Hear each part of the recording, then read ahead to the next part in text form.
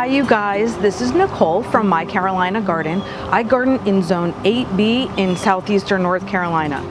As gardeners, I feel our lives are very filled with intention.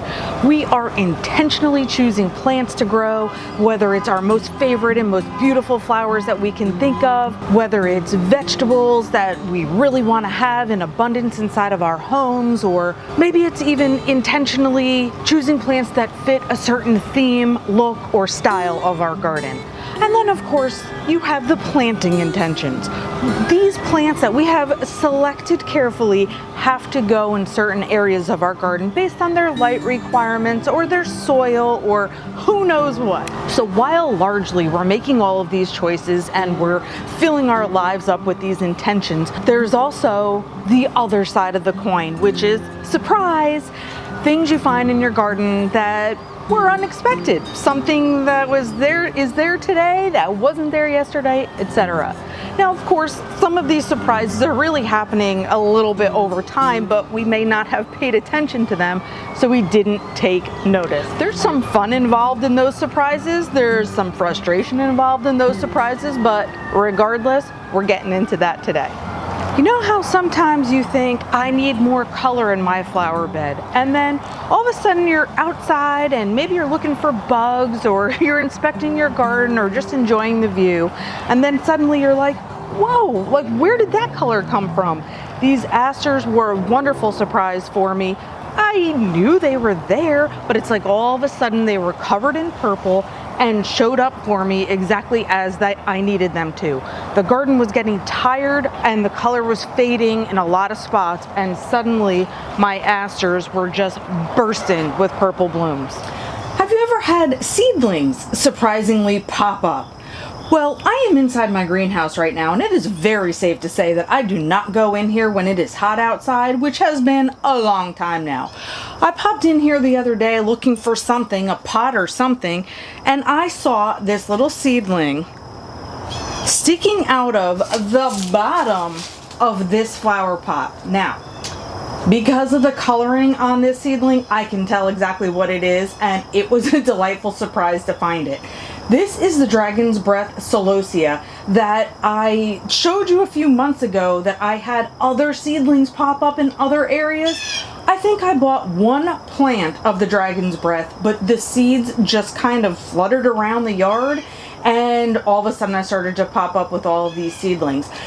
Needless to say, I have kept those, put them into multiple pots because they're gorgeous and the coloring on this is unbeatable. So when I saw this little guy sticking out of the bottom of this flower pot, this was something I had to show you. And let me show you how the other seedlings that I've potted up have grown.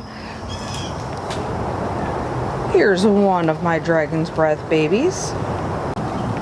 Now hidden behind a growing banana tree is another one of my Dragon's Breath babies.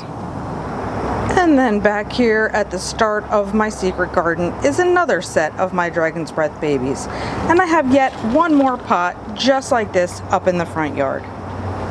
Sticking with the very delightful thought of seedlings popping up that were unexpected, I have these polka dot plants in a pot. I have the pink polka dot and the red polka dot.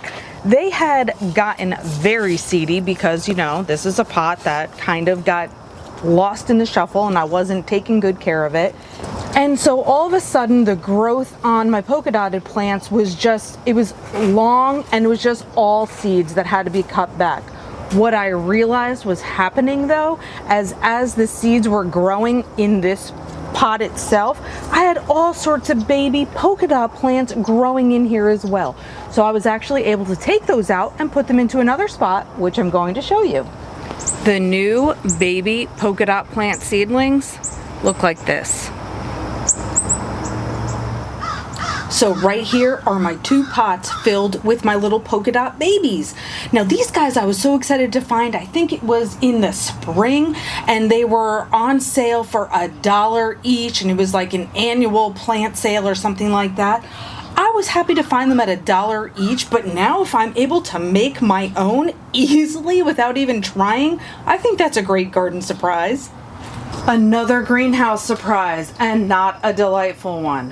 I've had my greenhouse for 2 years now. This will be my 3rd season that I will have had it. And don't worry, if you're not a greenhouse person, this segment's not going to last very long, but I do want you to know, in case you are a greenhouse person, I got this greenhouse from Harbor Freight. It was, let's call it $1,000. That is just for the framing and the plastic panels that go into it. That's not all you're going to spend on a greenhouse, just so you know. Well, after 2 seasons of having it, all of my ceiling panels are broken, like kind of brittly cracked, and I need to replace them. When I called the parts department of Harbor Freight to find out how much it would cost to replace these panels, each panel, I believe it was $140 each one. I have 8 panels to replace up there. So the cost to just replace my ceiling panels is more than the entire greenhouse. Needless to say, I'll be looking elsewhere to find my plastic. Here's another one that goes in the realm of not a great garden surprise. So these potted plants are up in my front yard, really close to my front door and our cars and everything. So I had this pot of begonias and I had gotten it on clearance. Okay, no problem. I was intending to put it into a bigger pot, etc. Well, I had it sitting outside by my driveway on my little garden bench. And the next morning I woke up and all of the stems on the top of my plant were broken off. Now, you may already understand what's happening, but I did not understand it at first, and let me explain why. So, of course, my first instinct was I did something wrong. The cane begonia stems are quite easy to break, so I thought maybe wind took over and broke off my plant. So it's a little bit sad, but I put it right up against my front door, on my front porch to protect it and kind of see what happened. And in the meanwhile, I then put out a pot of hibiscus onto that same garden bench by my driveway, just for 2 days later for me to see it like this. All the blooms were gone, all the leaves were gone. So now you could probably see where I'm going. When it first happened and I looked at this hibiscus, I thought, well, how did it get bare? It's sitting up high on a bench, etc. One of my neighbors said she saw a deer coming through. This is why I was surprised. I haven't seen a deer come through on my street in years at this point, probably 5 or more years. I never expected anything to be munching on my plants in the front because we just haven't had that kind of animal activity. So 2 plants being munched like this was a real surprise to me. So here's another to go in the category of not a good surprise. Sometimes you're not looking at every plant in your garden and some things are easy to miss. I have had a severe worm, caterpillar, I don't even know what it is, eating my canna lilies. I thought I had it under control. I have a ton of canna lilies in my yard all over the place, so I got rid of them as best as I could. But then I come out to my garden of misfit toys, so you already know I'm not out here all the time, and I have many, many, many more leaves all munched on. And boy, the damage gets done quickly. So, pests, garden pests, bugs, yeah, not good surprises. I have another example on the island of misfit toys, but this one I want to put into the good category. So I had 2 rows of hostas, this row and this row. I had put out here, even though I have mostly sunny days in this area, because I have a drainage swale over here, and we were kind of thinking that the amount of water in the drainage swale was going to be enough to keep my hostas looking great, even though there was some sun over here.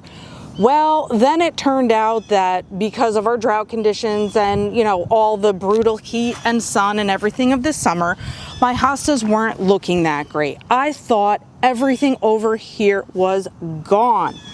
Well, it turns out this row up here actually looks pretty decent right now. So my row at the bottom, I get it. These are not going to be able to survive because the water in the drainage ditch is too inconsistent, I think, to keep these from to keep these looking good and keep them from frying in the sun. But this row of hostas, I'm going to leave here, and I'm hoping that after being here for this year, they're gonna just be even stronger next year. So yay, they're not all dead. Another garden surprise that goes in the good surprise column is the growth of something that you have that almost seems instantaneous. Certain plants we have just grow so quickly that when you start taking a stroll through your garden, you're like, oh my gosh, when did that get so big? And these jumbo elephant ears are a perfect example of that. One minute I'm dividing them up and they're small little plants that I'm sticking here and there, and the next minute I have something that looks like this.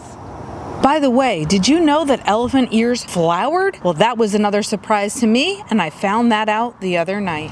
I think we can all agree that it's a delight when we buy plants on clearance or whatever, and we nurse them back to health, and then they show up as like little spotlights in our garden. That's for sure. But sometimes you just pick a plant that is not on clearance at all, but it's something you're unfamiliar with, and you just like the look of it. So you grab it and plop it into your garden. That's how I feel about this. This is the Kalanchoe. I never had one of these before, and honestly, I think it was inexpensive, like $4.99 or something like that. Maybe that's reasonable, maybe it's not. Again, I was never even in the market for this plant. Loved the shape of it, put it in my garden here, and it's just the image of perfection. I mean, everything about this plant looks perfect. It's happy, it's thriving. I love it. So another little garden surprise is just adding in some plant that just does perfectly without you even having to take care of it. One other little bit of garden delight that can surprise us is our own creativity in the garden.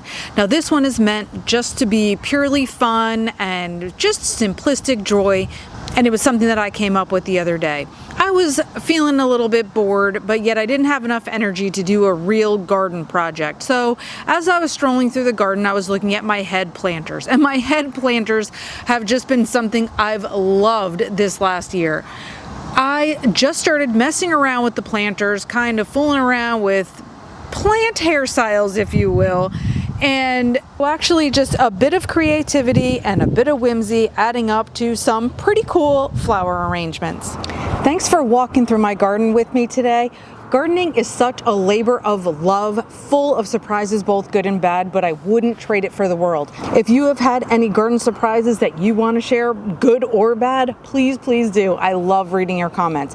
Thank you so much for watching again, and until next time, happy planting.